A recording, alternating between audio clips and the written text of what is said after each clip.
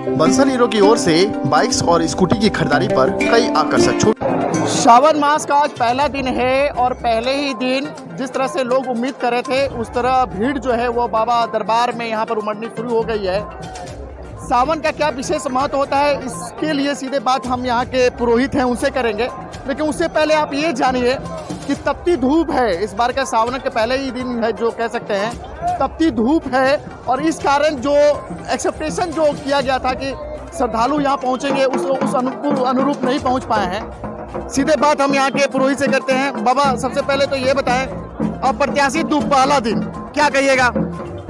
ओम पूर्वोत्तरे प्रज्वलिका निधाने सदा वसंतम गिरिजा समेतम सुरासुराराधित पाद पद्मम श्री वैद्यनाथम तमहम नमामि। सावन मास है, द्वादश ज्योतिर्लिंग में हमारे वैद्यनाथ कामनालिंग वैद्यनाथ है। सावन में प्रत्येक दिन यहाँ 1 से 1.5 लाख आदमी आता है। सोमवार के दिन लगभग 3 लाख से ऊपर आता है। आज प्रथम दिवस है, आज लगभग 50,000 यात्री पहुँचे हुए हैं और बहुत ज़्यादा धूप है। बाबा वैद्यनाथ से मैं कामना करता हूँ को बरसात करवाएं, ताकि उनकी श्रद्धालु जो उनके चेले लोग हैं उनको आने में कठिनाई नहीं हो। अगर बारिश नहीं होगी तो श्रद्धालुओं को बहुत कष्ट होगी, पैर में फोंका हो जाएगा, तबीयत खराब हो जाएगा। बाबा से ये कहता हूँ, मांगता हूँ कि शीघ्र बारिश करें। और यात्री की संख्या में आज प्रथम दिवस है, कल लोग कांवर उठाया ही है, कम से कम 3 दिन लगेगा ही। तो कल शुक्रवार से या रविवार से फिर लाखों की संख्या में आपको यहाँ भीड़ की नजर आएगी बाबा वैद्यनाथ दरबार में। ये जानना चाहेंगे सावन मास का क्या विशेष महत्व होता है? सावन में लोग क्यों इतना ज्यादा उतावले होते हैं अपने शिव के पास आने के लिए? ऐसे तो 365 दिन ही शिव का यहाँ ज्योतिर्लिंग, जो भी ज्योतिर्लिंग है उसका विशेष महत्व है। सावन खास करके सावन महीना में ही कांवर लाया गया था, प्रथम कांवर। उस कारण से सावन मास को पावन मास के रूप में माना जाता है, खास करके कांवर के लिए। कांवर जो 105 किलोमीटर सबसे पहला कांवर आया था वो सावन मास में आता है। दूसरी बात है कि गर्मी से निजात के लिए बाबा वैद्यनाथ को जल से स्नान कराया जाता है, ताकि उनको जल स्नान हो और बारिश हो, वृष्टि हो। बारिश होने से खेती होगी, खेती होने से अन्न होगा, अन्न होने से शरीर को तृप्ति मिलेगी।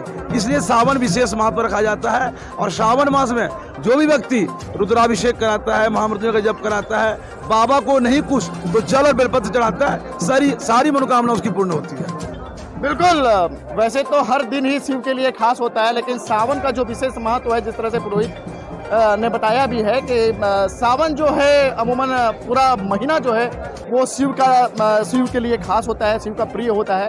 और कांवर यात्रा की जो शुरुआत है वो भी सावन में की गई थी, इसलिए लोग जो है 105 किलोमीटर की कठिन राह को जो है गंगा जल लिए हुए बोल बम के जयकारे लगाते हुए बाबा के दरबार पहुँचे। हालांकि पहला दिन है और भीड़ में थोड़ी कमी है, धूप है, तपती धूप है। और बाबा भी जो है, पुरोहित भी जो है वो बाबा भोलेनाथ से ये प्रार्थना कर रहे हैं कि बारिश हो, क्योंकि बारिश होगा तब जो जितने श्रद्धालु जो हैं वो यहाँ पहुँचना शुरू करेंगे। जी, और कुछ बोल रहे थे आप? और मैं उपायुक्त महोदय से एक मैंने अपना कहना चाहता हूँ कि अगर बारिश नहीं हो रही है तो दुम्मा बॉर्डर से लेके दर्शनिया तक सारे रास्ता में पानी की व्यवस्था कर दें, ताकि बालू भिंगा दें। अगर बालू भिंगा हुआ रहेगा तो यात्रियों को चलने में कठिनाई कम होगी, अगर बालू गर्म रहेगा तो फोका हो जाएगा। तो उपायुक्त महोदय जी बहुत मेहनत कर रहे हैं, थोड़ा सा इस पर ध्यान दें कि बॉर्डर से लेके देवघर तक हमेशा भिंगा के रखें, जल छिड़काव होता रहे और यात्री को स्नान कराते रहिए, ताकि उनका माथा गर्म नहीं हो।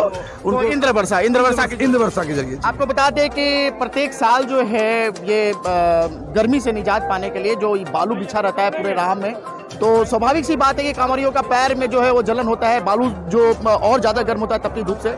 व्यवस्था की जाती है, वैकल्पिक व्यवस्था इंद्र वर्षा की व्यवस्था की जाती है।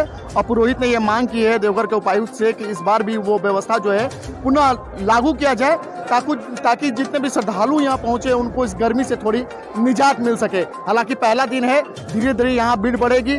और जिस तरह से पुरोहित ने भी कहा है कि आने वाले रविवार से यहाँ पर अप्रत्याशित भीड़ उमड़ने की उम्मीद है। कैमरा पर्सन रोहित के साथ मैं रजनीश कुमार, स्पीड न्यूज, भारतवर्ष।